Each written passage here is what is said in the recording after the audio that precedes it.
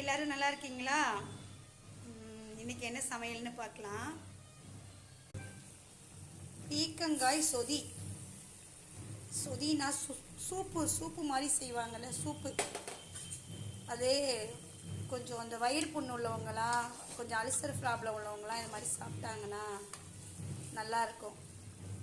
அதனால் பீக்கங்காய் சூப்பு வச்சுருக்கேன். யாராருக்கு பிடிக்கும்? எனக்கு ரொம்ப பிடிக்கும். எனக்கு இதான் ரொம்ப பிடிக்கும். அப்புறம் இது வந்து மாவத்தலும் பீக்கங்காய் போட்டு புளிக்குழம்பு வச்சுருக்கேன் கொஞ்சமாக. நாளைக்கு ஞாயிற்றுக்கிழமை இல்லையா, நாளைக்கு ஏதாவது நான்வெஜ் சமைக்கணும்னு கொஞ்சமாக வச்சுருக்கேன் புளிக்குழம்பு.